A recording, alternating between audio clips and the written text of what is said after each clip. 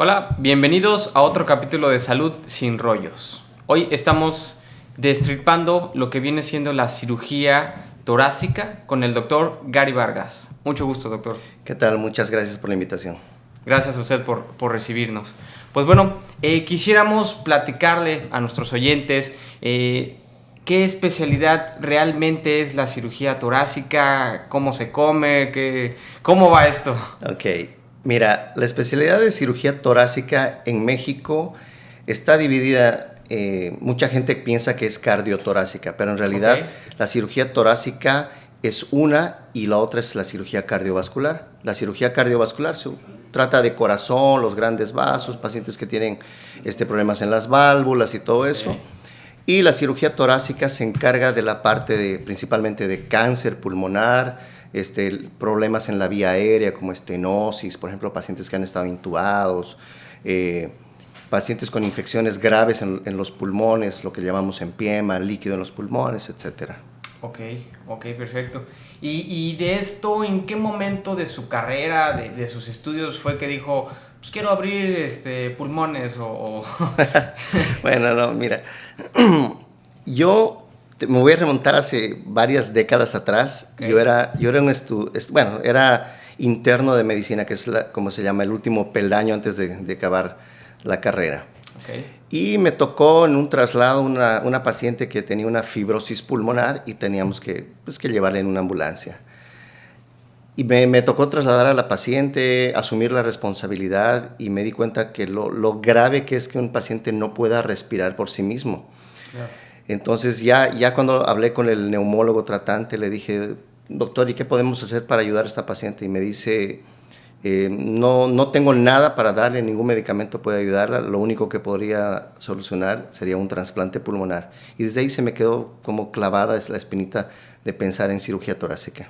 Ok, y esto del trasplante pulmonar, o sea, ¿es lo mismo que el corazón, que otro órgano, o es más difícil? Pues mira, el trasplante pulmonar en México está muy rezagado, ¿no? Comparando con otros países latinoamericanos, comparado inclusive con países cercanos como Costa Rica, ni qué decir países como Estados Unidos o la Unión Europea.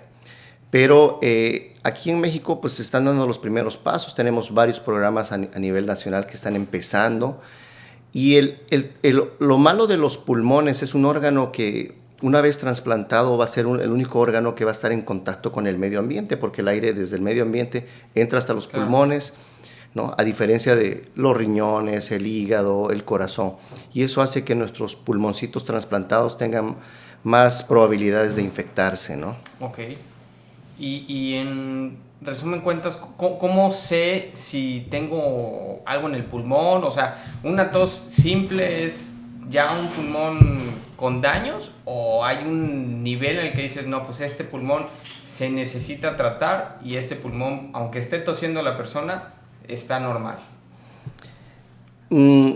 Mucho de los síntomas respiratorios, en primera instancia los evalúan los médicos clínicos como medicina interna y más propiamente los neumólogos. La tos es un mecanismo de defensa que debemos ver cuándo lo vamos a suprimir, es decir, paciente que tose todo el tiempo, pues algo tiene, ¿no? Tiene una infección, tiene alguna alergia, tiene algo que le está provocando esa tos, y el cuerpo se está tratando de defender, tratando de sacar algo que le molesta o que lo irrita. Entonces, todos los pacientes que tienen algún síntoma que no cede a los tratamientos comunes como antitusivos o antigripales durante un proceso infeccioso, por ejemplo, que podría ser una gripa o inclusive una influenza, deben buscar ayuda, y los médicos apropiados pedirán los estudios necesarios, tal vez una radiografía, el examen físico, ver los antecedentes del paciente. Muchos de estos médicos son los que en cierto momento me refieren los pacientes. Ven un nódulo pulmonar o ven un derrame pleural y dicen, pues esto ya le corresponde a este territorio del cirujano torácico, ¿no? Ok. ¿Cuáles serían las enfermedades más comunes que vienen a su consulta, doc? Pues lo más frecuente, ya sea que viene desde su casa y busca en internet cirujano torácico o algo que se relacione, digamos, que yo pueda tratar, o que me refieran son el líquido en los pulmones y la falta de aire. Okay. Pacientes que a veces están siendo tratados por asma, por alguna infección, lo que sea. El médico les pide una radiografía y ven que tiene líquido y dicen, vaya con el cirujano torácico. O pacientes que les falta el aire, ¿no? Esos a veces generalmente llegan con el neumólogo o en su defecto llegan conmigo, ¿no? Y ya son evaluados en la consulta. ¿Cómo sé si tengo líquidos en los pulmones? ¿Hay algún síntoma que yo como paciente pueda sentirlo o es solo yendo con el cirujano torácico? Normalmente el paciente que tiene líquido obviamente va a depender de la cantidad, pero si es una cantidad ya considerable, el paciente va a tener falta de aire. Okay. Dependiendo si el líquido, por ejemplo, es un líquido infectado, puede tener dolor, inclusive fiebre, ¿no? Como síntomas asociados. Pero lo más frecuente es que el paciente tenga falta de aire, que un paciente, y me lo acaba de decir una paciente que acabo de tratar, me dice, yo soy una persona que hace actividad física con regularidad, entonces camino bastante, yo conozco mis límites, después de 200 metros habitualmente yo paro, pero ahora a los 50 metros sentí que me faltaba el aire. Entonces uno mismo se va dando cuenta sus limitaciones, ¿no? A la hora de hacer ejercicio. Ok, ¿y ese líquido cómo logra meterse o es algo que va resbalándose de los pulmones? ¿Cómo llegan hasta ahí? Pues hay diferentes vías por las cuales se puede acumular líquido ahí. Lo más frecuente, digamos, en nuestro medio es que sea algo infeccioso, okay, ¿no?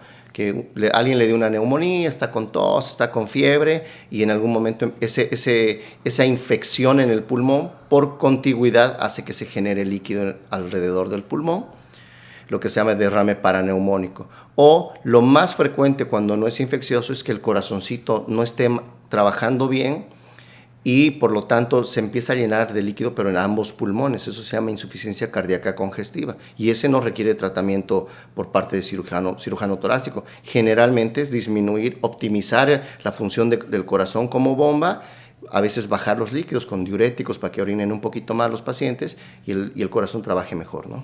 Ok, entonces si yo en algún momento tengo una tos y no la logro controlar o no la logro pues deshacer, ¿puedo llegar a tener agua en los pulmones o líquido en los pulmones? Sí, podría ser un síntoma que te está avisando de que tienes algún problema pulmonar y podría ser fácilmente un derrame pleural que se llama, ¿no? El acúmulo de líquido. Ok, Doc, y alejándonos un poquito de los líquidos en los pulmones, he oído por ahí en internet que un cirujano torácico puede tratar la sudoración excesiva. Mira, ese es uno de los temas que también llegan con frecuencia, pero pacientes no tanto referidos, sino llegan desde su casa porque empiezan a investigar en internet. De lo que menciona esa condición se llama hiperhidrosis. Generalmente tiene que ser primaria. Okay. Secundaria significa que tiene alguna enfermedad de base, una diabetes que no está bien controlada, un problema hormonal, tiroides, etc. Pero cuando no tiene una enfermedad de base, generalmente se llama primaria.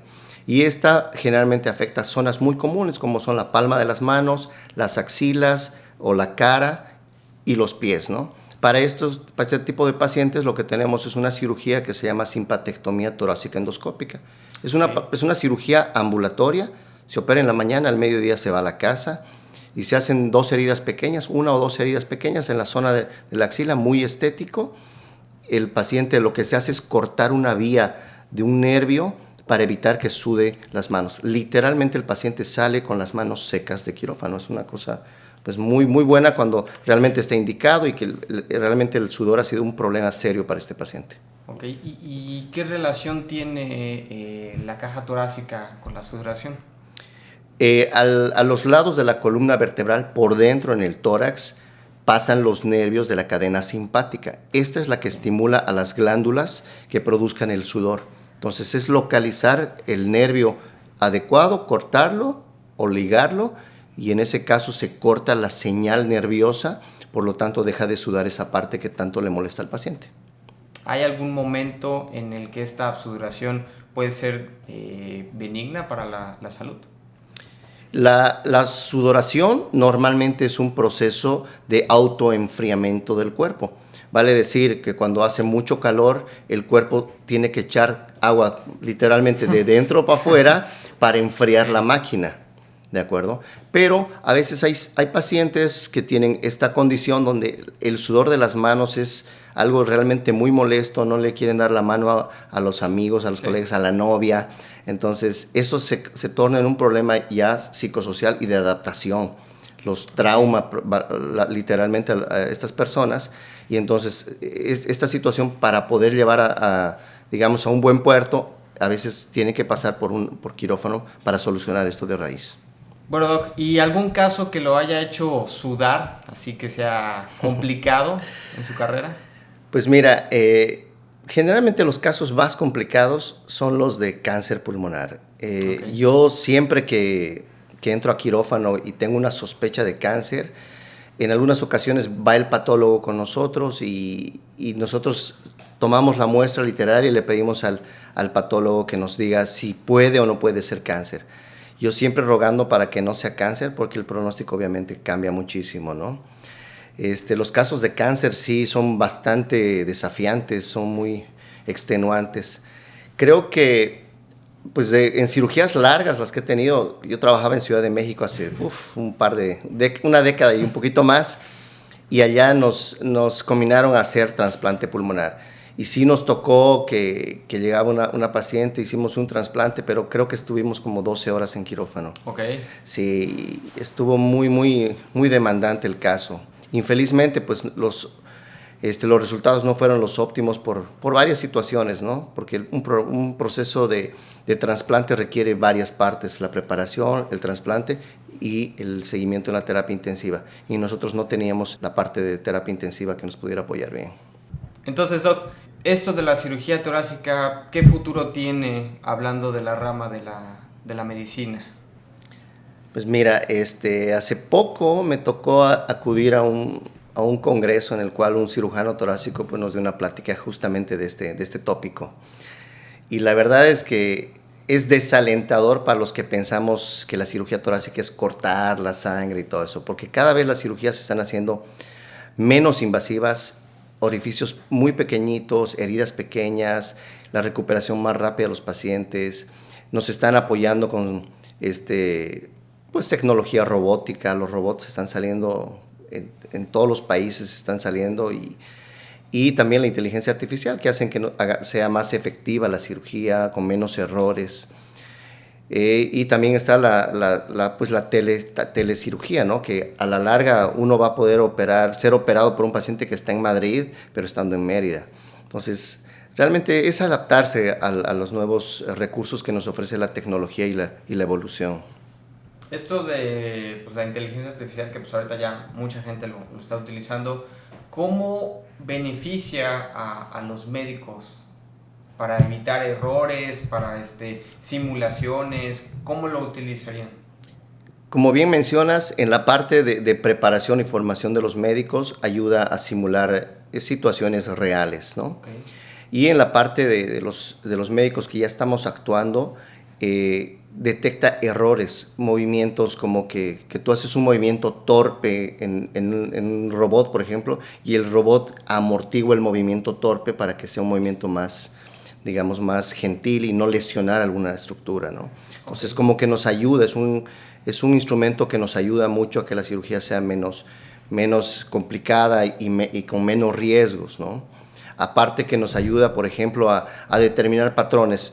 De cada 100 veces que uno hace un movimiento, 60, digamos, hay accidentes o sangra algo. Entonces, evita que hagamos ese movimiento, nos sugiere por dónde ir inteligencia artificial.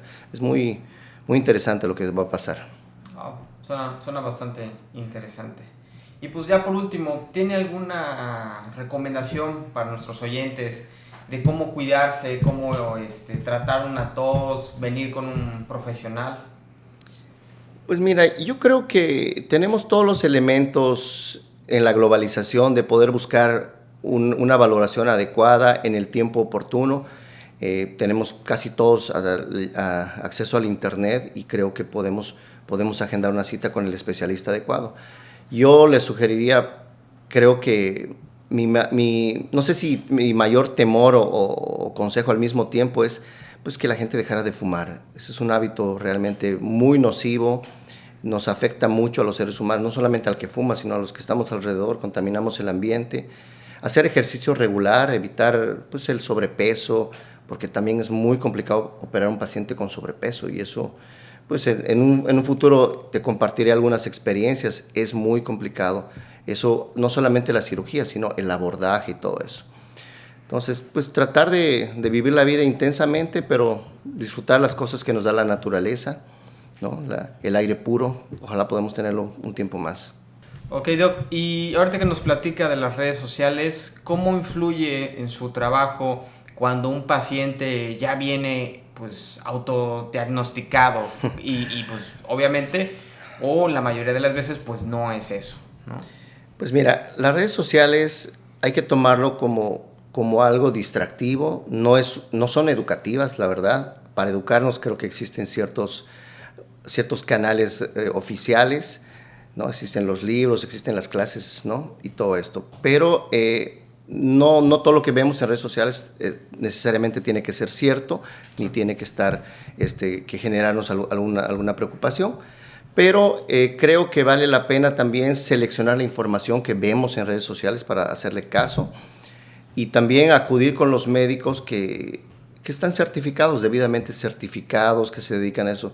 Yo particularmente, si voy a llevar a mi hijo, digamos, a un odontólogo y me dice que es odontopediatra, pues me tomo digamos, el tiempo de revisar dónde estudió el doctor, qué hizo, a qué se dedica realmente.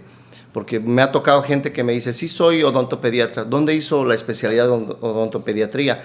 La verdad es que no soy, pero me gusta hacerlo. Entonces ahí se nota que pues, la persona no tiene la formación.